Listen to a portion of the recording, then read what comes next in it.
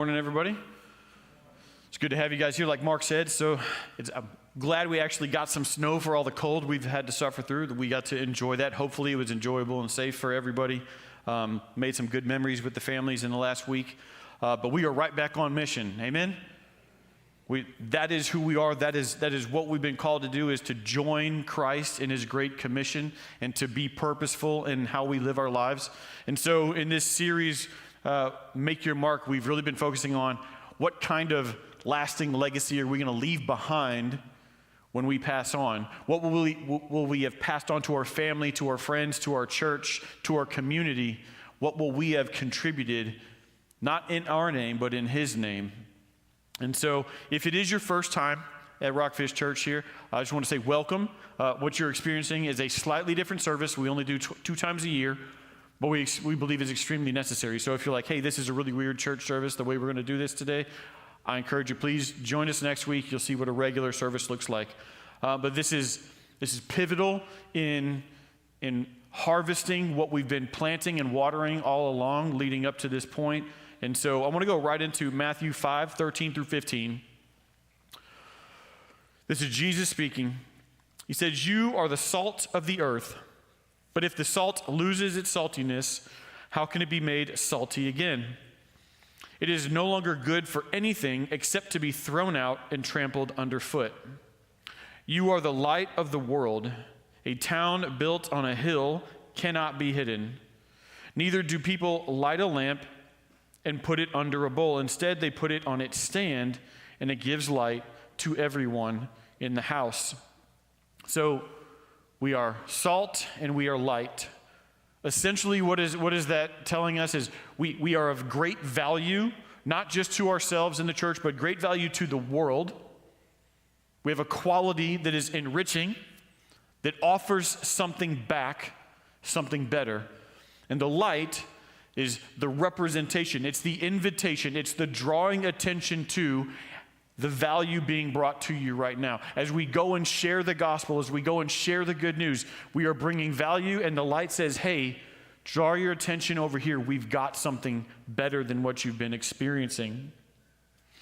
And so our scripture for this week is to let your light shine before others, that they may see your good deeds and glorify your Father in heaven. So again, everything we've been talking about in this series is about pointing back and glorifying the one who created us, the one who saved us, the one who purposed us for something different. And so looking that in every deed we do, whether it's an act of service or just the way we live our daily life, is that we would draw our attention, everyone else's attention, to the goodness of God and how he changes lives. But there's a bridge between our identity and our purpose, that salt and light aspect. There's a bridge between those things. And Jesus says we are the light of the world. That's our identity. That's who we are. That's who we belong to. And that our purpose is to glorify what he does. Because the second we forget our purpose or lose our purpose, all of a sudden there's no value we're bringing and offering. So we can't forget that we have a purpose. We have that mission to be on.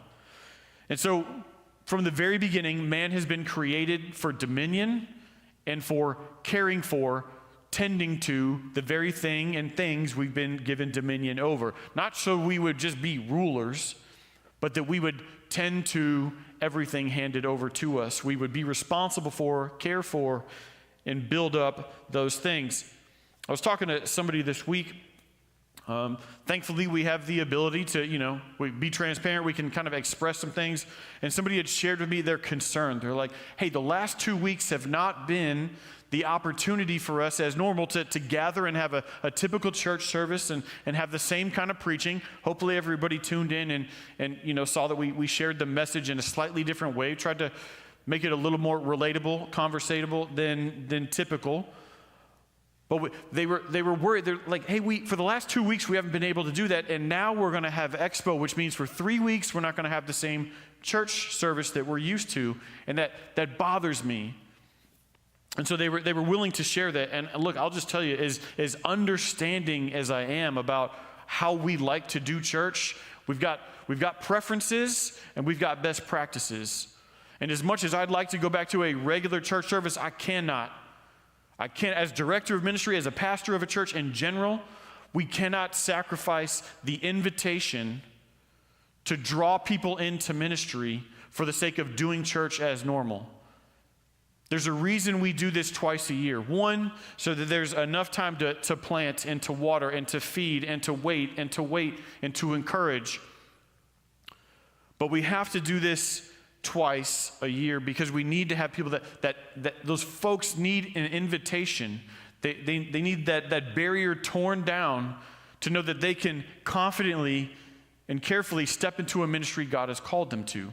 That is the culture of who RockFish Church is. By the way, this is not some new thing we invented. This has been going on here for roughly 30 years. We've been doing the expo because it's important, because it's missional. Because if all we do is plant and water, we never harvest. And we don't bring in new blood to do the work, to share in the ministry. There are three deficits there. One is that ministry needs people. Ministry doesn't magically happen on its own. God has purposed us and empowered us to be the ministers to the church and outside the church. So ministry needs people for ministry to occur in the first place. But the second one is that people need ministry. And the lower level of that, the immediate thought might be, people need to be served by ministry. And I'll just tell you, yes, that's true. We cannot deny that fact. That's where the value comes in for the one being served. But the Son of Man did not come to be served, but to serve. And so it's better to give than receive. And so for one to receive, somebody else has to be giving. For one to be served, somebody else has to be serving. And so ministry doesn't need people nearly as much as people need ministry. People need to be ministering. You want to grow in depth? You want to grow in testing your faith, in watching what God has actually done with you because you test out the character He's changing in your heart. You do it in the form of ministry. By serving those who have not asked, who have not earned, who couldn't possibly deserve what you go to give them freely. And you sacrifice that of yourself through your time, your talent, your treasure, your effort, and you give yourself over. That is where true growth and maturity happens. And so, as a church body, we need those opportunities. You need that invitation. We all need a chance to try something new. Maybe you've been serving somewhere, you want to give it a shot somewhere else. Maybe you want to learn about other opportunities. Maybe it's your first time. But what we've realized, what we've observed over the course of time is even when you put out the invitation, when you make it known what all the ministries are, if you don't sacrifice time in how you do church service and say, this is what we're doing today, we are getting involved in ministry. If you don't do that at this level, the people that are a little too timid, the people who have never tried it before and aren't having that same level of confidence, they don't come, or they don't come as quickly. And so for the health of that person, for the health of the one they're going to serve, and for the health of the unity in the body, we need to do expo. We need to invite to service. So in this Ministry and Missions Expo, this is where we highlight the things we have to offer, the avenues in which you can jump on board, and where you can contribute based on your gift, your experience.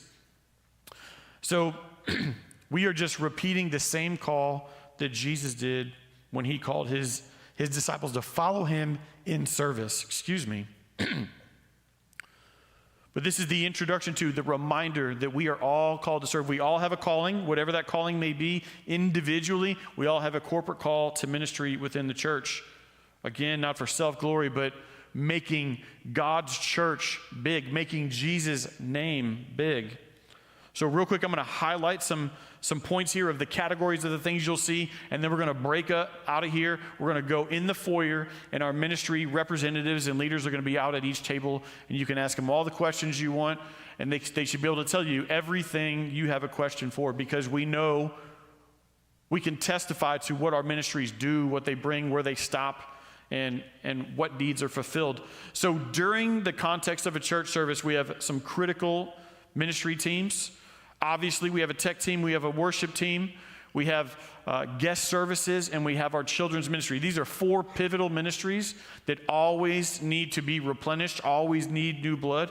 If you value those ministries, if you value worship that's enjoyable and it's inviting to be a part of, if you enjoy being able to turn over your children to reliable, trustworthy teachers and know that they're hearing the message of Jesus, if you like to be welcomed into a place and not walk in and feel like a stranger, if those are the things that impact you, I would encourage you, please do. Some of us go and serve where we've been served and we want to give back. But others of us, we look for where's the need, where's the gap, what's the thing I can do that nobody else is willing to do at this time so that we don't fall short there. So you'll see us do worship. We'll do laundry is what supports us being able to do baptisms and work in the kitchen. We have our RockFish kids. We have prayer partners that are right up here after church service. By the way, the pathway to that at this point will be through chaplains. Our guest services team, our care team is kind of what helps take care of the people of the church when they're in need. Obviously, our nursery kind of falls in with our RockFish kids, and then production or tech team helping support with all the electronic features in the back to make sure everything works for us. But we have other ministries that exist within the church, in-house ministries. So AHG and Trail Life, that's the Christian response to Boy Scouts and Girl Scouts losing their mind over 10 years ago and going away from God. And so this is the Christian response to build up young, patriotic, God-fearing men and women through those same kind of pathways and activities, but making sure that Christ is the center of every activity. Volunteer staff is the ability to help out here throughout the week. If you have that kind of flexibility. Yard sale store, that's where we minister to the people as we're taking what seems to be like our junk, turning it over to somebody else for a very cheap price that turns around and funds ministry. Meanwhile, while we're selling them those items, we minister them to them and their needs in the moment as well. Celebrate Recovery is an excellent ministry. It's nationwide, but we host it at the Rayford campus on Thursday nights at 6 o'clock, where it starts with food and then fellowship, worship, and discipleship. All happens in the context of the roughly 2 hours that they're there. Fabulous group of people. They are truly there to love and care for the ones that need recovery, that need help, that need healing through their wounds in the past. We have our ladies ministry and men's ministry. The ladies meet at the second Saturday every month right here for their brunch. The men's, we would love to see that start up, but we got to do it organically. When you're ready, when you want to see the men's ministry meet here, come see me. But we can't prop it up unless it's an organic launch. But we do have that men's ministry over at the Rayford site, third Saturday of every month. And then lastly, the studios, which is now at this point, which is audio video recording, and we have we're gonna record our own music. We're gonna record our own worship music with our talented team. And so we've got the ability right here in the second floor to record stuff in video and in audio form. So discipleship is key. We believe that's extremely important for the health of everybody in the church. So we've got small group opportunities. You can host a small group if you're a member. You just got to be in contact with Pastor Dan. You can reach out to him for that. Or you can join a small group for the small groups that are open. If you're looking for, hey, what small groups are open? Again, we want you to connect with the Rock groups. Just hit up Pastor Dan and he'll be able to get you connected. But Right Now Media is one of the things we pay for this service so that everybody in the church can have it for free. If you don't have access to Right Now Media, it is video and it's digital content that you can access through your phone.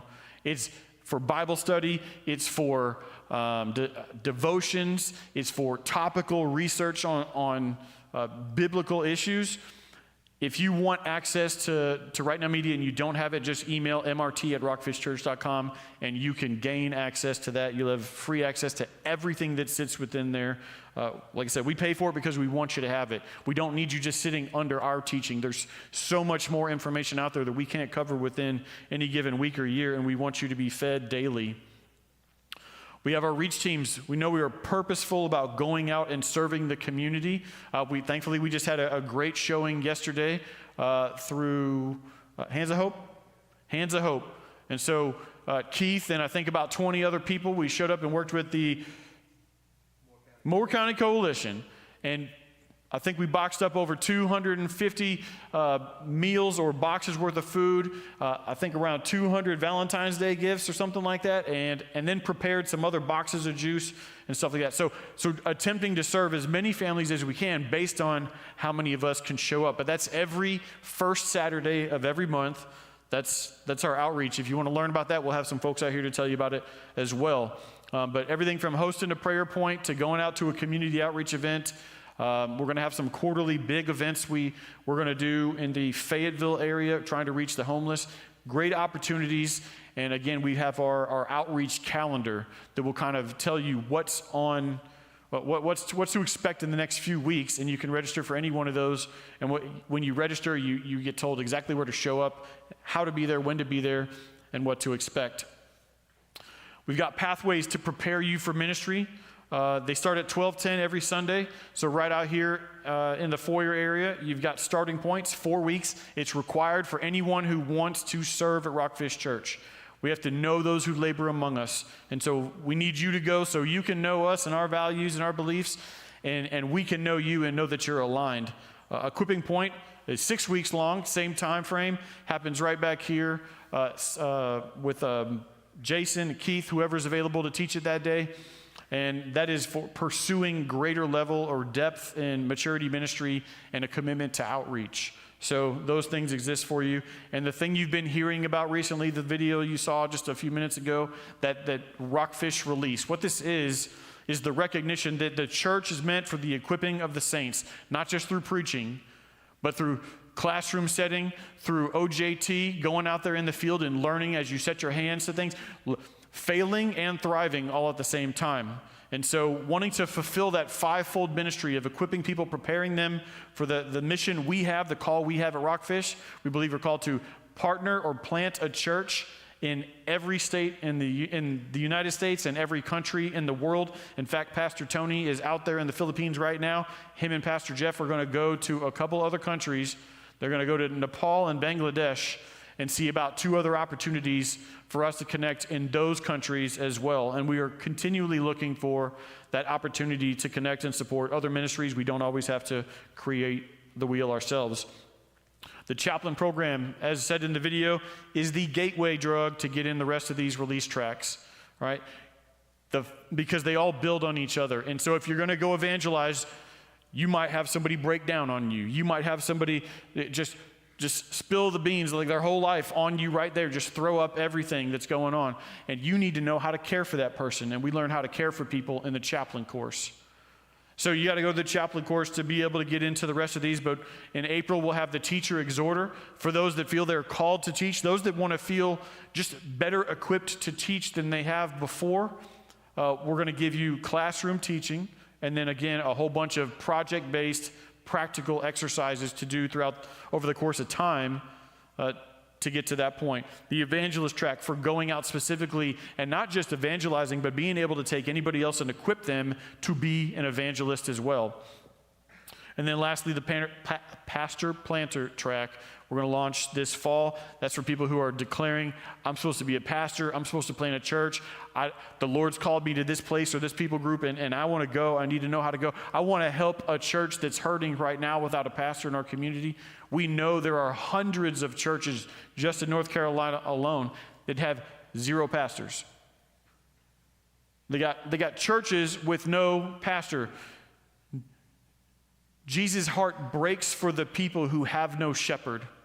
And so whether we're talking about planting churches or helping other churches who need support, who need that person to go and take care for that flock that's been there waiting for their next shepherd, that is what that pastor planter track is. And again, each one of these is a classroom setting and then moves into OJT, get your hands dirty and learn to do some things. So that being said, that's the gist of what you're going to experience out here. Please go ask questions. Please Please give us an opportunity to tell you about what opportunities exist and how your giftings can fit within those ministries. So I'm going to ask everybody to go ahead and stand up, and we're going to head out into the foyer, and we're going to mingle for a while. And like Mark said, anytime you're ready to go get your kids, please go do so. But we're going to be doing this until 12 o'clock. So you got until 12 o'clock to get your kids. Thank you guys. We'll see you out there.